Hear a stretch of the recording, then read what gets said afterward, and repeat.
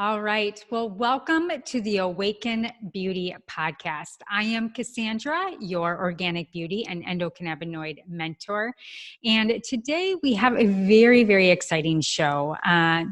She is a screaming entrepreneur, which we all love entrepreneurs on this show. And she has a very, very, very close hand on the world of CBD and cannabis. And her name is Aliza Sherman. And so before we get started, I just want to go ahead and share exactly who Aliza is. And so Aliza Sherman is a Latina entrepreneur and CEO of Ellementa Incorporated, the fastest growing global cannabis wellness network for women. She is also the publisher of hercannalife.com, a website showcasing women in the cannabis industry.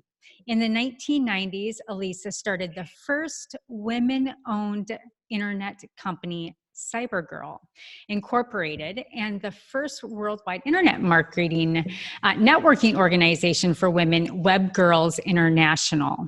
In 2009, Fast Company called her one of the most powerful women in technology. So Aliza is the author of 12 books, including Cannabis and CBD for Health and Wellness, which will be coming out soon, and the Happy Healthy Nonprofit. So as you can see, she is nothing short of an entrepreneur.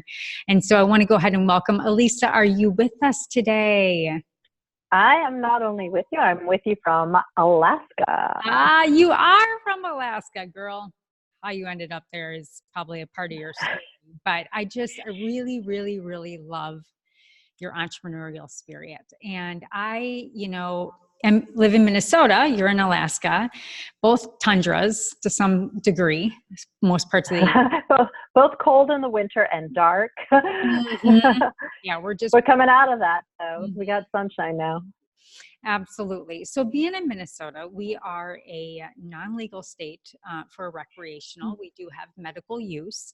And, I've been in the world of CBD for 2 years and really researching and utilizing it with our clients here at Beauty Ecology. And that's how I found Ellementa, and which is what brought me to you. And it's been a real joy watching kind of the just 6 months ago, progression of Ellementa and what you and the girls are doing. But I was really searching for a group of women that were just as passionate as me about education and really hitting the ground at the ground level and helping educate and bring women together.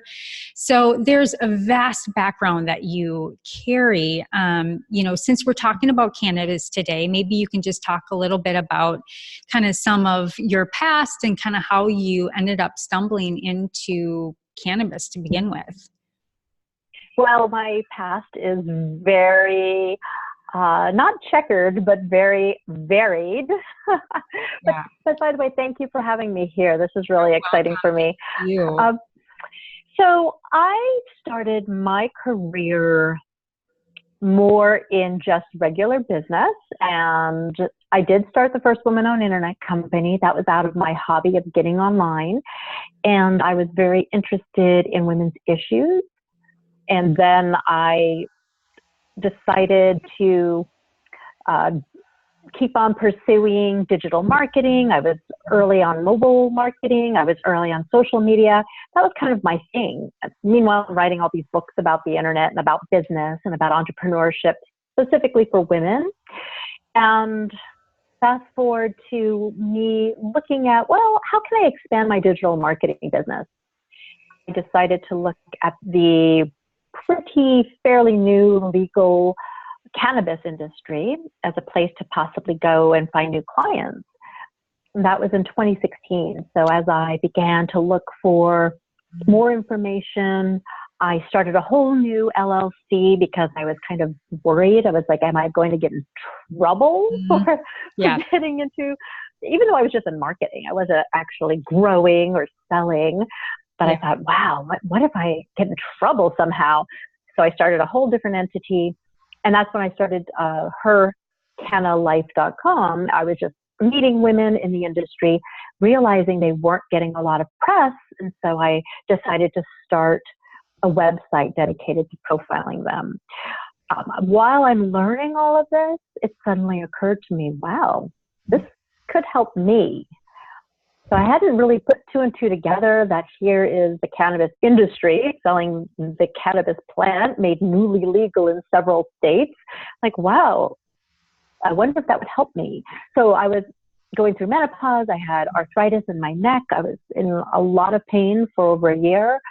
I didn't want to take any painkillers. I didn't want to take sleeping pills. Yep. So I was a little bit puzzled on where to go, frustrated really, and suffering a lot. So that is how business merged with personal. And as I began to explore the plant, I realized there are parts of that plant that work really well with my own body and my brain. And that was the beginning of my healing. So from business to healing myself, I just wanted other women to learn about this. And that's where Ellementa came about. Yeah, that's really great. And then you have 3 other partners with Ellementa, or is it 2 other partners? Can you share a little bit about other partners. Your 2 other partners in Ellementa and how you met them? Yeah, so my idea for Ellementa came out of, you had mentioned that I had started Web Girls International, which was a global network for women, teaching women about the internet. I really felt that if we just got women in a room, the energy would be very specific. Right. And the comfort level would be really high because there wasn't any competition. We were all there to be like a sisterhood. So I wanted to replicate that for cannabis because if you think about it, the internet back in the early 90s, very complex, misunderstood, very much a male-dominated thing, in a lot of ways very vilified and also very hyped. Yep. So you just didn't know what was real and where you could go and how you could benefit from it. So thinking about the cannabis industry and cannabis itself, it was the same thing, very scary and misunderstood and federally illegal. And how do you get this medicine into the hands of the people who need it? Well, you educate women. And how do you educate women in a way that we receive it really well? You put women in a room. And that energy is amazing. And we're there with common purposes to take care of our loved ones and to take care of ourselves. So that is the impetus for Ellementa. And it was really an inspiration that I kept on telling my friend Melissa Pierce in Chicago, you gotta join me. I have this feeling. I have the same feeling I had when I started Cybergirl. This thing is going to be huge and women are going to be so significant. Right. And she was not into it. She wasn't into cannabis. She was like, I tried it once before, didn't like it. No, it's not my thing. And I just kept at her. And so finally she decided to join me. We started Ellementa formally. She's like behind the website and all the technical parts of it. And the two of us are marketers, and we just had really good complementary skills. And then that was in January of 2017. So by September, we were so overwhelmed. It was growing so quickly. And we just kept saying, we need another partner. We need another founding partner. What are we going to do? And I knew Ashley. I knew her for 13 years. We had met when I was doing a documentary film on miscarriage. She and I were both experiencing miscarriages. So that was 13 years ago. And I had just seen she was in the cannabis industry. And I ran into her at MJ BizCon in Vegas. And I thought, how weird is that our paths crossed like that again? And yet it was just the right thing. And we invited her to be a founding partner, and she agreed. Wow. Wow. And you guys all have this just really fun and amazing synergy, and everybody you've brought in since then is just wonderful and so complimentary. And so, you started this, you started Ellementa. And so what did it look like that first group? Was it just kind of you on the ground and kind of starting your own local events? Was it the 3 of you starting your own local events? What did that look like so that women can really understand and the viewers can really understand what it's grown to in its short time just till today? Sure. Well, we started in January of 2017. In April, our website launched, and I held the very first gathering in Anchorage, Alaska. We had about 55 women show up from all walks of life, many of them with very intense pain stories in particular, some with cancer stories, a lot of them just seeking better information. And it was exactly what I hoped it would be. It was everyone exchanging information. Later, maybe 2 weeks later, I was at a women's show, and these two ladies came up to me and said, "Do you recognize us? Do you know who we are?" And I said, "I don't." And they said, "We just met at your Ellementa event. Wow. And we're best friends now." And they were just hanging out after that. So I said, this is everything I was dreaming it would be. So then in June of 2017, Melissa and I flew to Denver, met up with Ashley, and helped her launch Ellementa Denver. Then the next month in July, Melissa launched on her own Ellementa Chicago. And then I think in October, we launched Atlanta, New York City, San Francisco, Los Angeles. I'm pretty sure that was it. And so by the end of the year, we had a little more than half a dozen gatherings that were happening. Seattle, Portland also joined up. And that was the first year. Wow. We're at 55 cities now, which means that we're partnering with women in each of these cities. We split revenues with them, and we help build their profile as they bring Ellementa and the whole spirit of Ellementa into their communities to support women. Mm-hmm.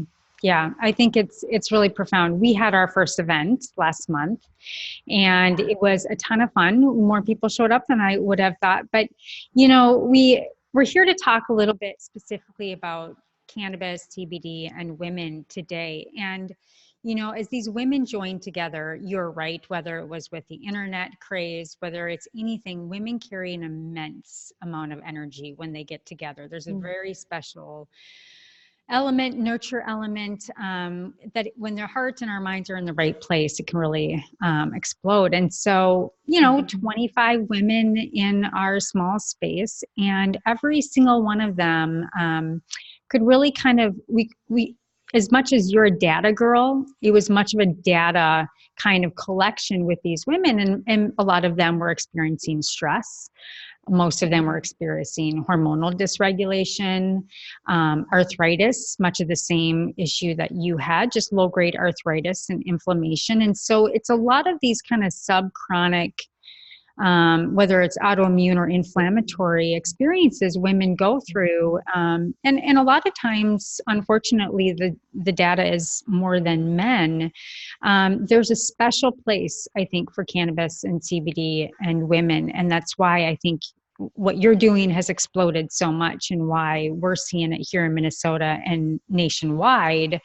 Women jumping out into this industry has been uber fun. Now there's ultra male still kind of dominating the space, but you know, this is really what you represent and what you're doing, and I'm so thankful for it. So, you know, going into the data, you know, you've done a lot of groundwork on all these different platforms, and now with Ellementa, you know, why do you believe that cannabis and CBD is such a unique healing modality for women, and for women specifically, or women versus men? What does that mean to you? Well, I think that cannabis and CBD in particular, because it's a little bit more prevalent and easier to access, but just cannabis as a plant, it's the female plant that gives us the powerful medicine. Yep. So there is a connection to the feminine, absolutely, without a doubt. It was also suppressed from us. It was taken from us by men in power, in government, and wealthy men back in the 20s and 30s and 40s. So if you really look at the history of cannabis, it was brought to us for healing by both men and women, but a lot of women, and it was taken from us by men. Right. So we, as women, need to come back to center stage and bring the plant back to the people. Yeah. Now, is cannabis better for men or women? I think it is good for human beings. It's good for mammals. All mammals have an endocannabinoid system, as you know, a system laying over all the rest of our systems through our nervous system, reproductive, respiratory, circulatory, and then our immune system as well. If you think about the power of this plant, and I know a lot of people say, how can a plant do all these things? One plant. Mm-hmm. It's almost like a superfood, a super plant, because it has so many more of certain compounds, chemical compounds than any other plant. Right. And I know you know a ton about cannabinoids and terpenes. Yeah. Well, the cannabis plant is chock full of these chemical compounds that can interact really well with the human body through our endocannabinoid system. So if you think about that simple fact, the scientific fact about the biology and the botany and the physiology for us as humans, this plant is meant for us. Mm-hmm. And we've suffered because this plant was taken from us and taken from the land. I think that we are in a renaissance now, and I feel like we're bringing not just good information, better information, more research, more scientific studies, medical studies, but we're also just bringing healing to the planet and to one another. I think if we think of cannabis from that standpoint, we can only do good with this plant. Right. And I just hope that that's what's going to happen. You know, things are changing, money's coming in, big money, old money with old attitudes, lots of new obstacles and hoops for us to jump through. I think that we will be more powerful if we as women stick together, support each other, and build each other up.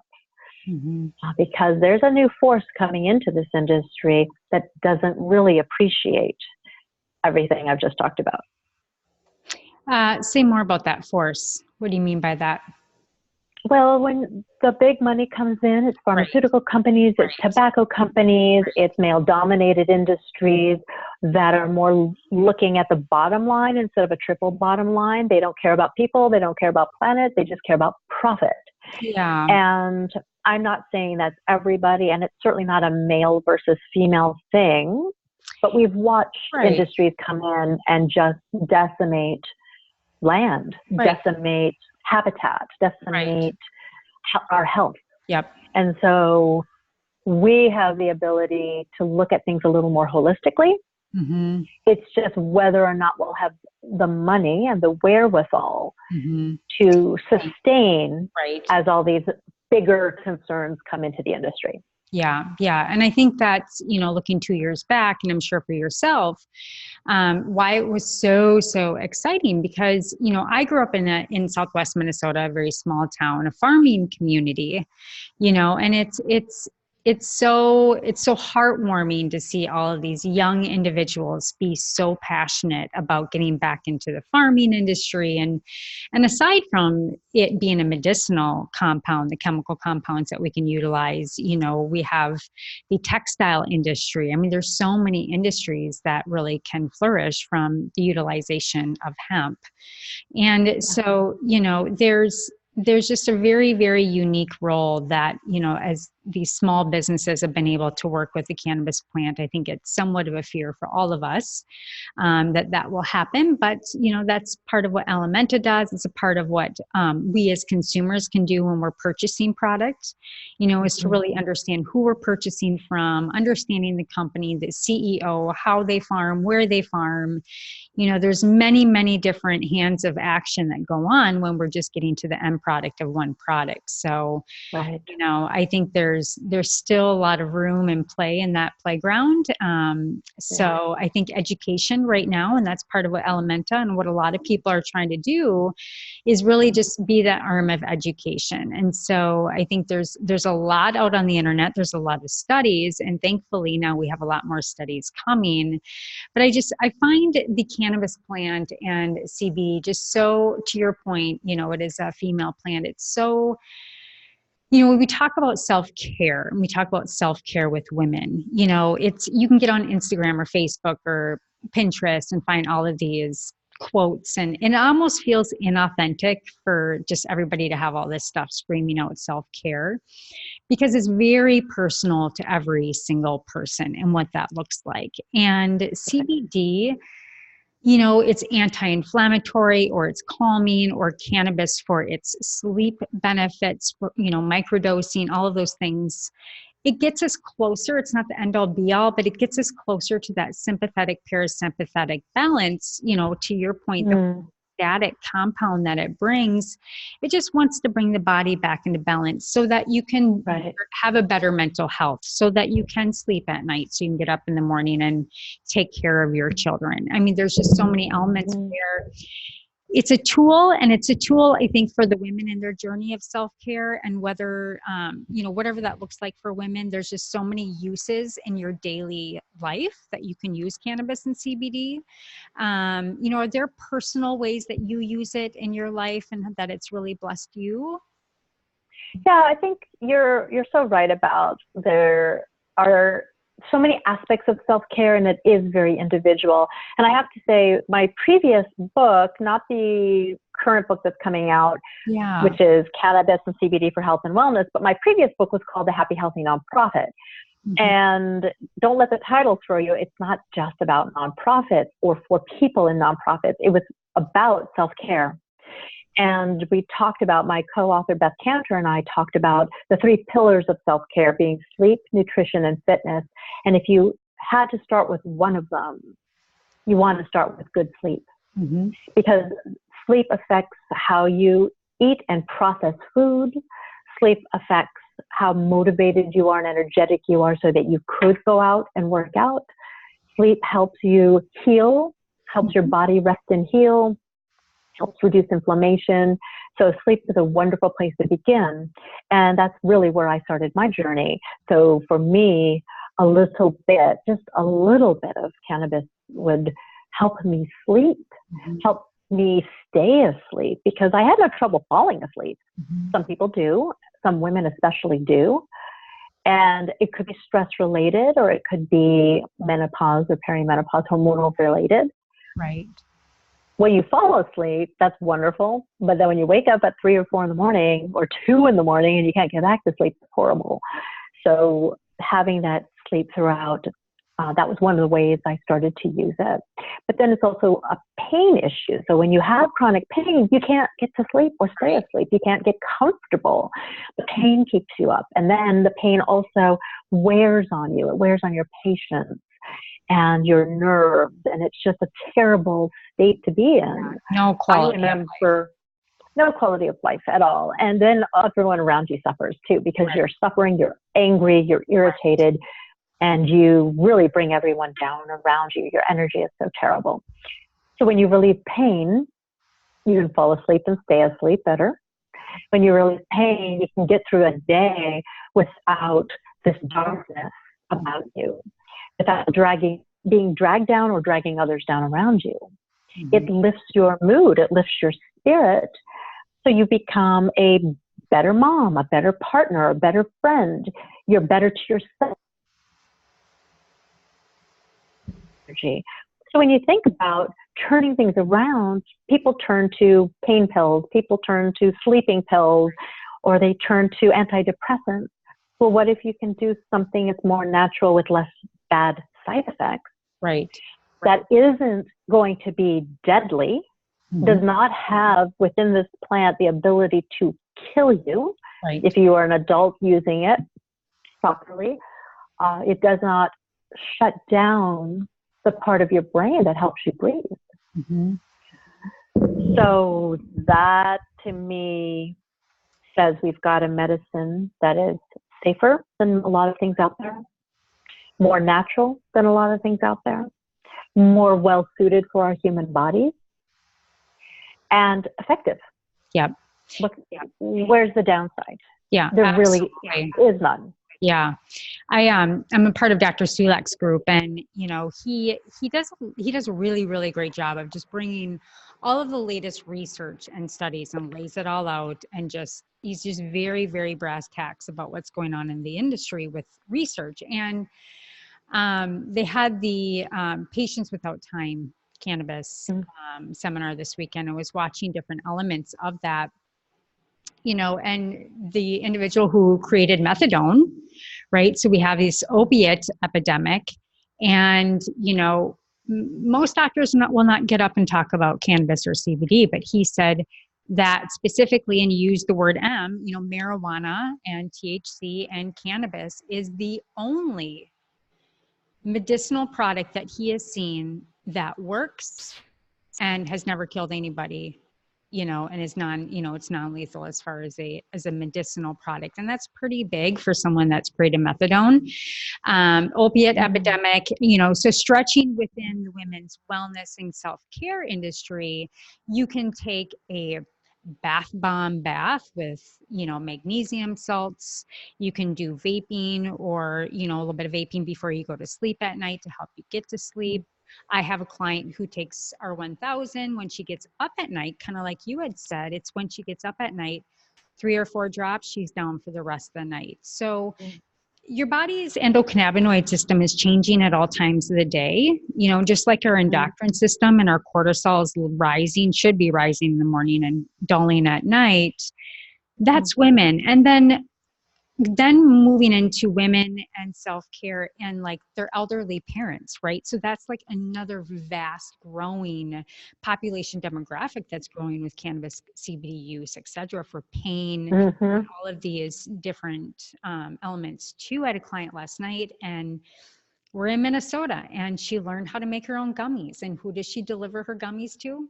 Her mother, so it's a very, very self-conscious, conscientious is the right word, movement that I think we see going on. And with women, I love Ellementa's website where it states, women are the caregivers of all. We're taking care of our elderly parents. We're taking care of our children. We're taking care of our partners. We're taking care of our grandchildren. I mean, keep our endocannabinoid tone, like systemic at balance at all times, is near impossible. But to have this balancing brought back to us, which is these small little microdosing or different ways that we can consume the plant every day, I think is what's so really unique for women in their recovery and being able to deal with the stress adaptation every day. Yeah, so we hear from a lot of women who say, well, I just can't. I can't do cannabis because I tried it once in high school or college, and, I just felt terrible. I got really high. I was so out of it. And I've got a busy life. I've got responsibilities. I've got kids, and I can't do that. Well, what we tell women is you don't have to get high to feel better. Right. If you want it, there's nothing wrong. If you want to feel that euphoria and that altered perception and just sort of be in that high state and giggle and laugh a lot, great. That's wonderful, because laughter is good medicine. But if you want to also function throughout the day, be very productive or be very creative, if you want to be alert and present for the people around you, loved ones, your children, your partner, your parents, then microdosing, you mentioned, is an option. Right. And that is just a theory that if you take small amounts of especially higher CBD to THC, you are less mind altered, but still nourishing your endocannabinoid system and bringing things to that homeostasis, that balance that we usually don't get in our stress-ridden lives. It's a very powerful thing to think I can take a little, like a supplement, either throughout the day or a little each day, and I'll get benefits. And those benefits compound over time. So CBD, you don't always feel something right away. And that's something, it's interesting when I hear people say, oh yeah, I immediately felt something like, well, I have a super ultra sensitive system, and I have sometimes felt a little bit,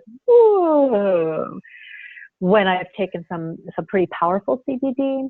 But in general, it takes a while for it to build in your system. Yep. So knowing that, just taking it as a supplement, we are all kind of conditioned to taking supplements. Why not take cannabis or CBD as a supplement to help sustain and support your system, which then fortifies you against stress? Mm-hmm. Yep, absolutely.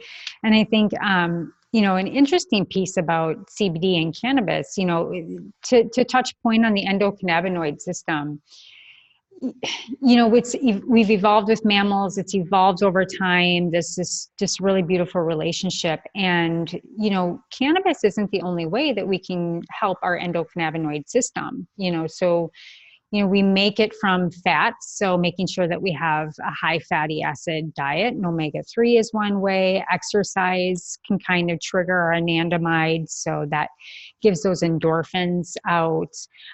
Rest and relaxation with massage helps our endorphins. Hops and some different botanicals as well. So some people that are scared of CBD or cannabis or just don't have access to it, or frankly, you know, CBD isn't cheap. And unfortunately, there's some really cheap brands online that you should stay away from. But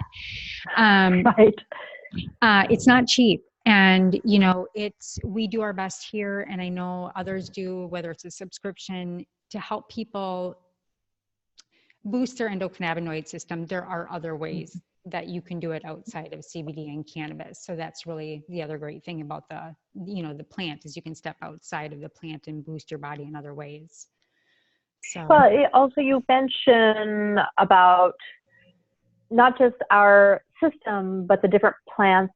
And if people understand that in plants, there are the chemical compound phytocannabinoids. Right. In our bodies, we naturally produce endocannabinoids, endo in the body, cannabinoids.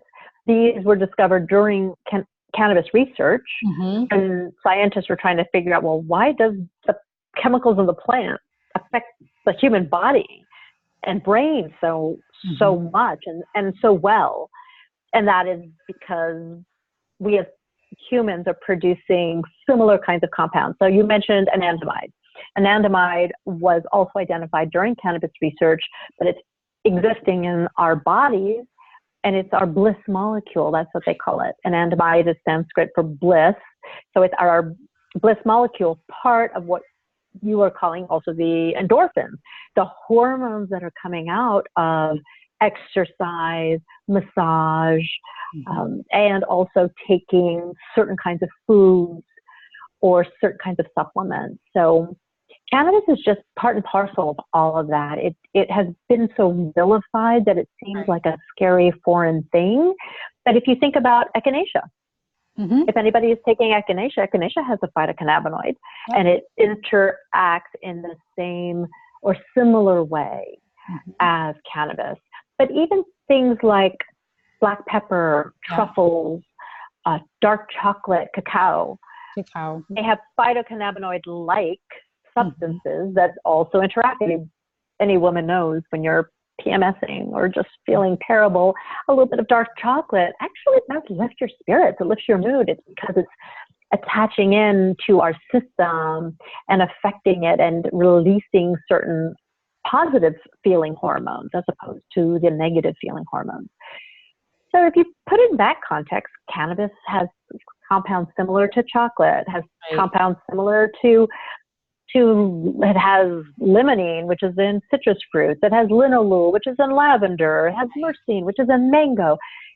All of a sudden, you're making these connections to the things that we're not afraid of. So why are we so afraid of this plant? Isn't that the truth? Should not be. Yeah, that's it's so fascinating to think about. I mean, linalool and limonene, you know, lavender and lemon. I mean, we've been studying essential oils for how long? And so this whole stigma doesn't just have to be around reefer, right? There's stigma around the absolute hard science of the reality of all these different components that we get from the plant. And I do see that starting to break down. And the fact that we have, you know, CBD products going into CVS and Walgreens. I just hope it doesn't show up at Valvoline while you're getting your tires, but you know, it's kind of being found everywhere. So it's everywhere. And I think you also made the point, though, this is really important. People need to know the source. They need to know where it comes from. They need to ask for the test results, because any CBD company that is following regulations, any cannabis company that's licensed and following the regulations will have to do testing. And any smart company with cannabis or CBD products will pay the extra money to get the test done. And as consumers, we need to make sure we're educated and know what questions to ask, what substances to look for. what testing to make sure has been done, such as pesticides, heavy metals. You don't want that in your cannabis or CBD products. We don't want it in anything we consume, but we need to be especially careful, particularly with anything derived from the hemp plant, because the hemp plant actually extracts heavy metals from the ground. It can be just laden with it. And if somebody doesn't do a proper process of extraction, it could actually be a major health problem. So we need to be educated as consumers. Yeah, I think thank you for speaking of that, because I think that when people get on the internet, and now it's so vast that people now are just in kind of the pattern of price shopping. So now we're just kind of like, oh, whether it looks pretty, and you understand marketing. You and I both love marketing. Like if it looks really great, it's pretty, it looks professional, the website's awesome, you just kind of trust. And, if you ever email a company, you don't get an answer within 3 days.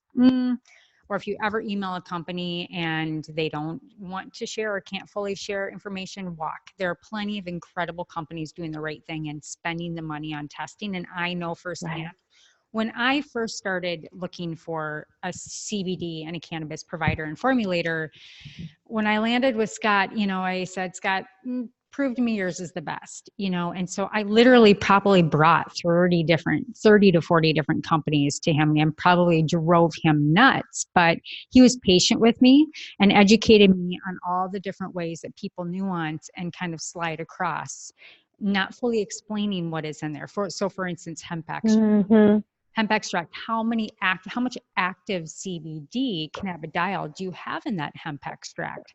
So to your point, asking for a COA, sometimes it's not even to just see that they have a COA and that there's no heavy metals or solvents in the product. But when we understand, when you take what we call the entourage effect, so the full plant extract, and we have all these companies that look the same and it says full spectrum hemp extract. When you ask for the COA, you then, as a consumer, can then start to break down, well, how much CBD does this company have in percentage compared to another company? Or where are the variable minor cannabinoids? Ellementa just had their, last month was on the different minor cannabinoids and how the different cannabinoids help the body. So testing doesn't just have to be just about purity. And oh, by the way, at the same seminar this weekend, Verde Labs, which is very well known, he had said they had to start taking these extra measures, and it's why we have a QA code, and a lot of companies now have QA codes, is because he was finding companies would then take their tests from him with his signature on it, and then they would be whiting out different contaminants on the COA. They would white out and retype in stuff on the COA, and that actually was pretty common on the marketplace. So there's so many nuances of people, to your point, everybody kind of wanting to jump in. It's a very, very tempered market still. And there's tons of private label and major companies out there, but the COA has a lot more to say than just contaminants. It's really how much of different variables are in the product. And then you can go back and ask better questions to the consumer, to the provider on the product. I think there's so many variables that we can look into. I think how consumers continue to get smarter and smarter. Well, we need to be. When you think about it, going into Walgreens, like you said, and to CVS, if you think about who is actually going to get their products on the shelves in stores like that, in major chains like that, it's going to be the big companies. And those companies may or may not be producing products that are actually full spectrum or that are as good for us. Right. They're products made for margin and mass distribution. There you go. So they're going to cut a lot of corners. And they're going to push things through, even sometimes when they know they might not be the highest of quality, because it's really not about healing people. It's about the bottom line, the profit. So we've got to be vigilant about this. And just because your favorite Walgreens or CVS or fill in the blank store is carrying the product, you need to know how they have vetted Yeah. those companies and the products that they put on their shelves. And one would think that in a chain like that, the vetting process is based on a criteria that is very, very different from the criteria we've been talking about. Yeah, most definitely. Farm to table, small batch, companies that sing and do chakra over their plants. I mean, there's just so many different realms and variants of how many people are taking such great care of harvesting and bringing it to the consumer. It's really fun. And I think that if you think about it too, look at what happened with the wine industry, look at what happened with beer and even just artisan foods, that care and the art of it, the paying attention to the nuances. As consumers, the more educated we get, we can begin to discern different flavor profiles. Right. We can smell the different cannabis products and begin to sense and tell whether there are certain terpenes in it that appeal to us.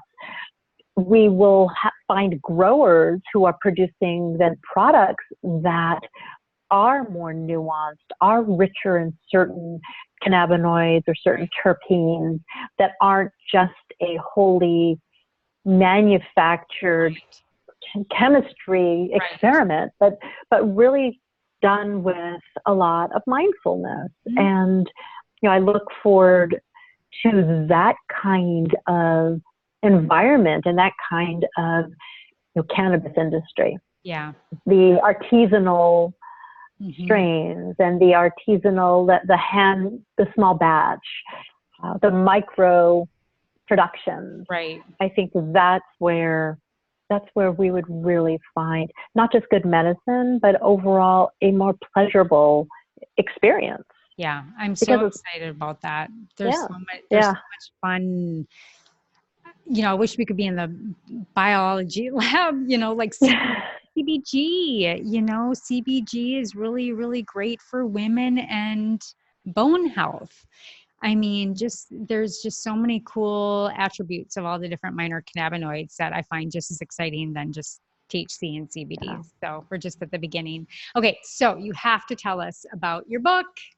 So you have a book coming out with a doctor, and I'm really excited about it. When does it come out? Give me kind of the framework and why you went back to writing on your, 15,000th book. Yeah, okay, 12th book.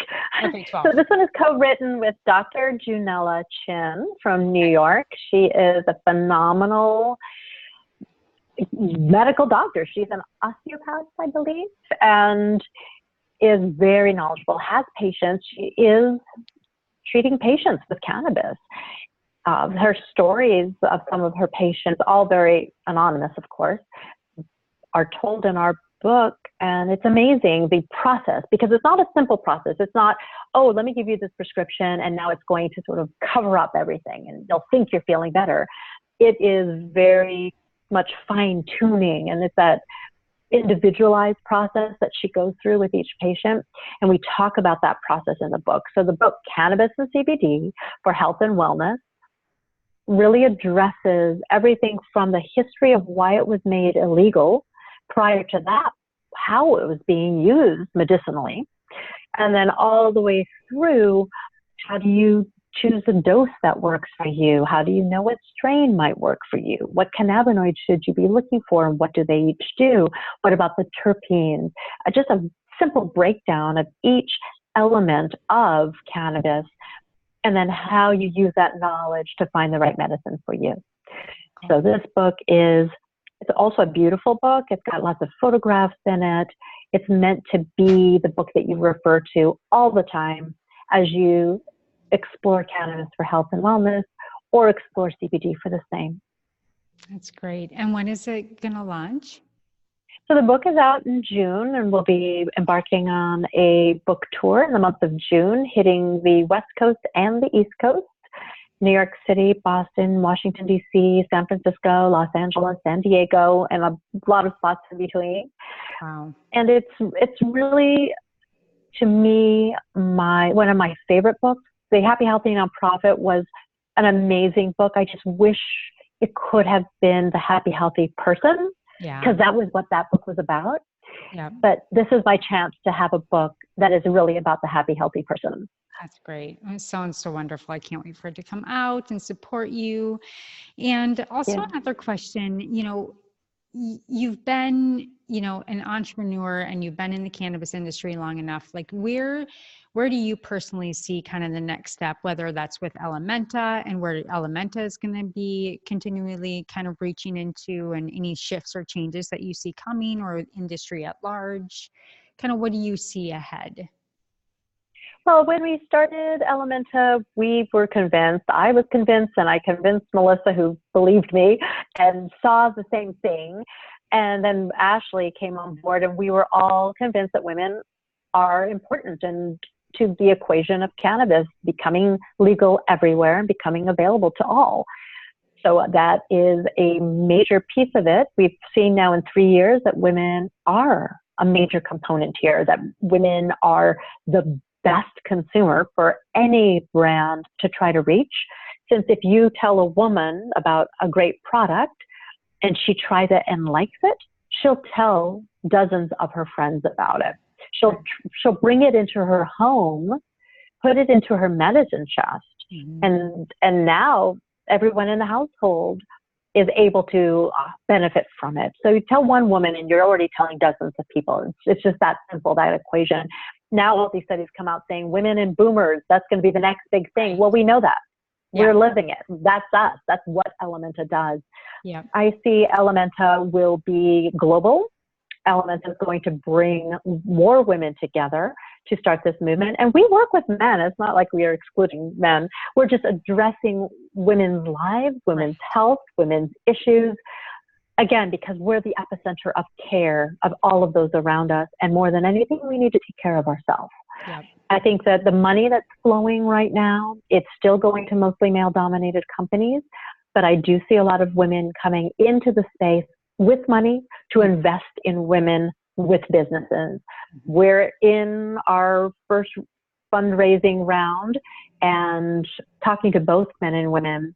Okay. A lot of the men we do still speak to wonder about the women's market. Why just women? Why not everybody? Yeah. The women don't question that, which is great. And how do you use that money to fund Ellementa? Like, what do you want to utilize that for? Well, as any startup knows, the two major expenses that you often, when you're bootstrapping, becomes very hard. It's human capital. Yeah. So being able to hire the people that we need to hire in order to grow exponentially, and so that the founders don't have to wear 175 hats. Absolutely. Really. I want to be able to place that hat on more and more people and help people not only have livelihoods, but to have a company that they're part of, that they can believe in, be passionate about, and heal themselves in the process of learning about this plant. And then the other piece of the money would be for marketing.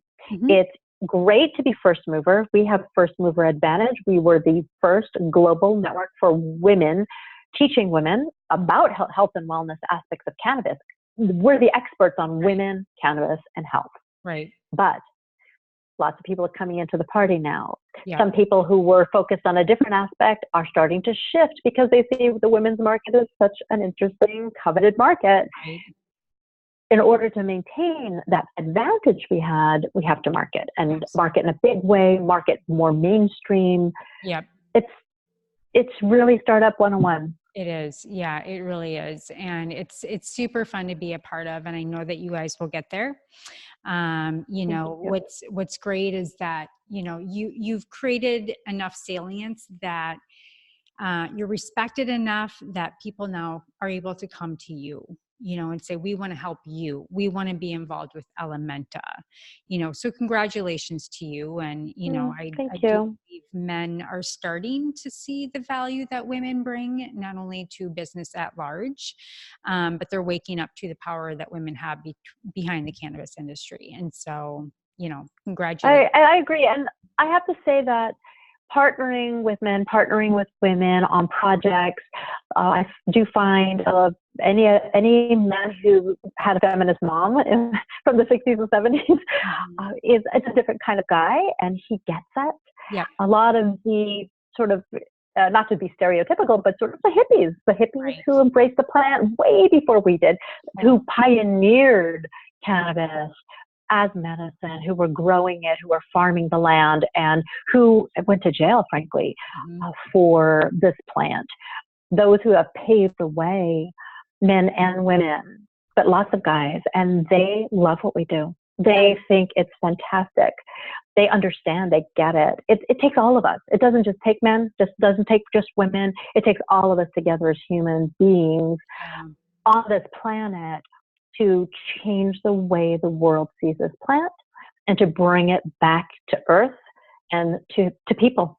Yeah. It's up to all of us. Yeah, good. It's interesting you state about, the investor piece of men, because a lot of investors I speak with here in Minnesota, I mean, a lot of them were kind of amongst that first prohibition and, utilize the plant. And so they're affinitizing going back to being able to re-revolutionize it themselves as well. So, those are the right kind of men in the industry. So, for you personally, kind of end off, I always ask this question personally, what is something that you have awakened to in your own personal life as of lately? It doesn't need to be even cannabis related. I think more than anything, I've awakened to the fact that we have a limited time on earth. And the older you get, the closer you get to the reality of your mortality. And so you don't want to waste it. Yeah. You don't want to waste that precious time. That time becomes so much more valuable in your mind, and you need to honor that time. And so whether it's taking care of yourself, taking care of the people you love, that is way more important than all of the material trappings. I think I've always intellectually known that, but now I more viscerally feel that. And even my husband said the other day, wow, I just suddenly realized lately, I'm going to die. And I said, you just realize that now? And he said, yeah, I've never really thought of that. It never seemed like a reality to me. And I said, I've been thinking about that since I realized I was an actual human, which must have been 7 or 8 years old.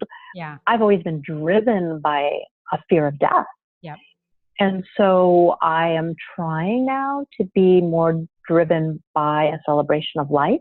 Good. If that makes sense. Yeah, I love that. So I think that's an awakening. That's an awakening to try to shift that, because I don't want to spend the remainder of my time here in fear. Yep. I think that's really beautiful. Thank you for sharing that. I love that. Well, Aliza, is there anything else that you want to share with us today on Ellementa, CBD, cannabis, kids, anything? I think the most important thing for all of us to know is we're in it together, whether it be in the cannabis industry together, whether it be just on planet Earth together. We are in it together. There's a lot of negativity flying around in many of our communities, worlds, but we need to support one another, take care of each other, and not forget to take care of ourselves. If we don't have the energy and the wherewithal, if we're not in good health, then we're not good to anyone. Yep. Absolutely. Yeah. And to note back to our first event, so many women are looking for the same relief.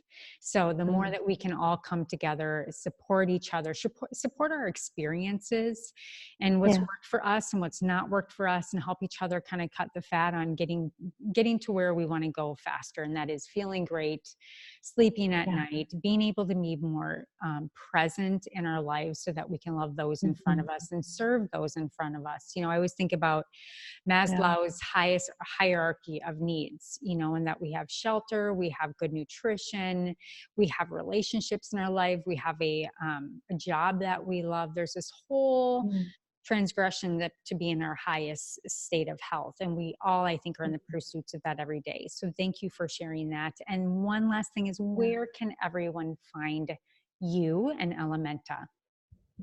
Well, Ellementa is spelled Ellementa. That is L, which is French for her.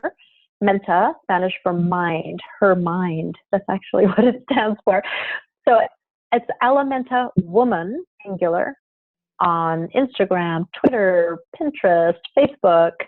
And then for myself, it's Aliza Sherman, Aliza Sherman, at Aliza Sherman, all over social media. You can find me anywhere, although I prefer Twitter. Twitter's still my favorite go-to place to be. Awesome. Awesome. Well, thank you, my dear. We will make sure that everything is in the show notes, and we will stand strong on the ground here in Minnesota with Ellementa, making sure that we do all that we can to share this beautiful medicinal plant and, everything a woman deserves to know about and be educated about with the right information. So thank you again for joining us. Thank you. And this is Cassandra. Thank you for listening to the Awaken Beauty podcast.